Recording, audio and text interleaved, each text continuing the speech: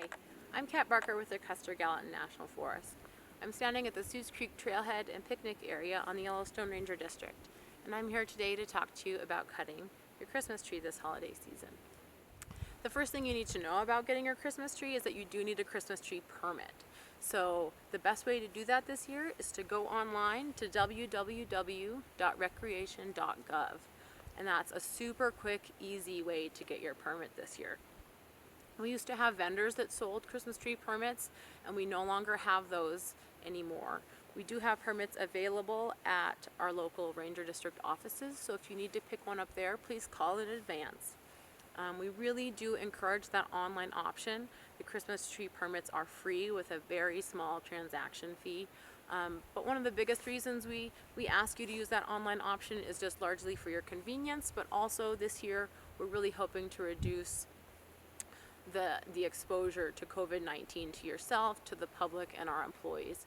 The next thing you need to know about when you're thinking about getting your Christmas tree is planning ahead and being prepared. So before you head out, make sure you have everything you need in your vehicle that might help with any kind of changing weather conditions or road conditions.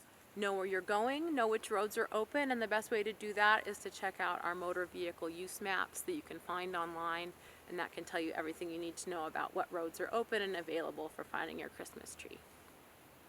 Lastly, when you're finally out in the woods and you're looking for that perfect Christmas tree, there are a few areas we ask you not to cut trees, and this area is one of them. So a developed recreation site like a picnic area or a campground or a trailhead, we ask you not to cut trees there because those trees are really important to the aesthetic of that area, and if they get cut down, they're really hard to grow back. So please leave trees there. Also, we ask you not to cut trees near streams or other running water just to protect that riparian area.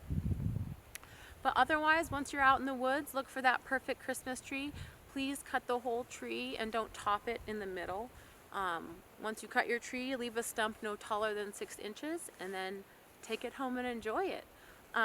We thank you so much for visiting your public lands. Please respect other users when you're out, and please take out any trash that you might find or bring into the woods. Thank you so much for cutting your tree on the forest, and we hope you enjoy your holiday season.